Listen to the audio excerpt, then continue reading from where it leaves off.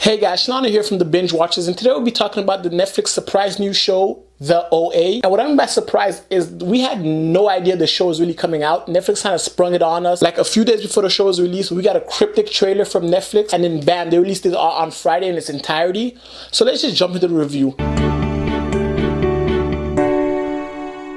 The OA is the story of a young blind girl named Prairie who goes missing, and she shows up 7 years later and she can see. So that's what the show pretty much picks up at, and I want to delve more into the show. So I want to give you guys a brief warning. There's going to be some slight spoilers in this review just because I feel like you can't talk about the show without spoiling a little something, and not enough to ruin the show, but just enough so I can properly review the show for you guys. So the OA stands for the original angel, and that's what Prairie calls herself when she comes back. At first, we don't really understand what that means, what that signifies, but Prairie goes ahead and recruits 5 people from the local high school, 4 students and a teacher, and she starts to tell them her story about what happened to her during these past 7 years and why she calls herself the OA. And it's at that point that the show kind of jumps into its supernatural aspect. We find out that Prairie had a near-death experience which caused her initial blindness. At the age of 21, that's when she was abducted. She didn't go missing. She was kidnapped by a doctor who goes around and he kind of kidnaps a few other people who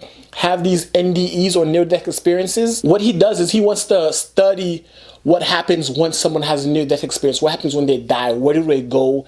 What happens? So he keeps these prisoners, these 5 prisoners, in a cell in his basement, and he kind of studies their brain waves and their brain patterns, and he kind of messes with them and puts them through these horrific experiments just to see what it's like and how they travel to where they travel, because this show deals with a lot of life and death, what happens after you die, transdimensional travel, multiversal travel, synced consciousness, and things of that nature. So it delves heavy into that. And what I really like about the show is the fact that it touches on these deep philosophical questions such as what happens after you die, extra dimensions, and things like that. But as opposed to being a full-blown sci-fi that deals mainly with all that, it's a story of people and connection with people. Like I said in my previous reviews, one of my big things is diversity. Whether it's the group of imprisoned people with Prairie or these group of kids and the teacher that she recruits to tell the story to, like, they come from different backgrounds and they couldn't be any more different from each other. And the fact that they were able to come together and connect on a human level, despite the fact that they're exploring interdimensional travel through enlightened consciousness and things like that, it's a human story where they can connect to one another. And I love that about the show. I love the human aspect of it. I love the changes that we see in the characters. A lot of these characters progress throughout the show. The show touches on these questions that you ask yourself, like, what is out there? Is there other dimensions? Is this possible? Is it actually happen? And that kind of translates to the show. And like I said, Prairie gathered these 5 individuals who aren't really of the same social circle and don't really know each other.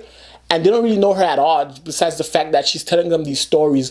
So they kind of have this thing where they believe her and they don't believe her, because she's been kidnapped for 7 years and she has no verifiable proof that anything she's saying is actually factual. So I like the fact that they didn't just readily believe her and ate everything that she told them.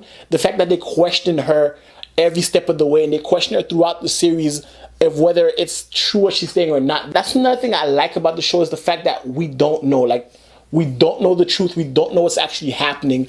And usually when you watch a show and you don't know what's happening, that's a sign of a bad show. But this show, when you're watching it, you're left confused. It reminds me of Lost, in a sense that as you watch Lost, you don't understand what's quite going on, but it's compelling you to keep watching to figure it out. And this show does that. You keep watching, you keep asking yourself questions. And after the show was done, after I finished watching the show, the first thing I did was go onto Google and Google the show and stuff like that. And on Reddit, there's already millions, let me not exaggerate, but on Reddit, there's actually a bunch of theories of people theorizing about what the show means, what the deeper meaning. Any show that can provoke such thoughts within you is a good show. And once the show ended, I immediately wanted more. I wanted answers. The show left me with so many questions that they didn't answer. Is she telling the truth?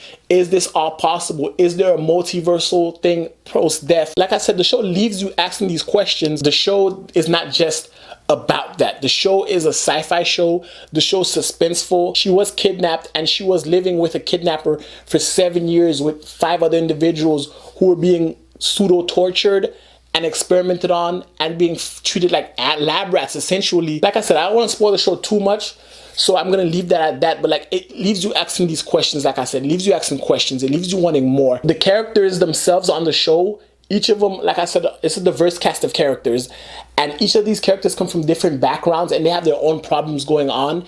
And with dealing with the OA, they kind of start to develop and blossom, have them go out and do things that they didn't think they could do, and just generally want to be better people and stronger individuals. So in gist, the OA is one of those shows where you get that nice supernatural vibe to it, but that's not entirely what the show is about. It kind of reminds me of Netflix's other new supernatural show that came out this summer, Stranger Things. The premise of Stranger Things is a boy named Will goes missing and the town decides that they're going to go look for him and try to find him. But as we've seen with the show, it delves deeper into other things that we never thought possible, such as extra dimensions, monsters, and things like that.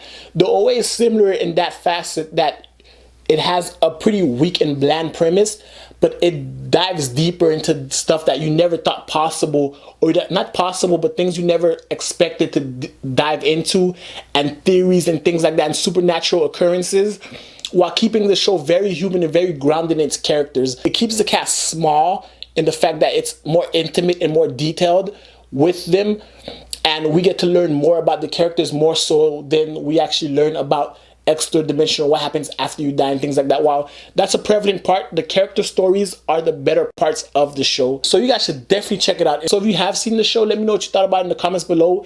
If you haven't and you had some questions, also let me know what you think about it in the comments below.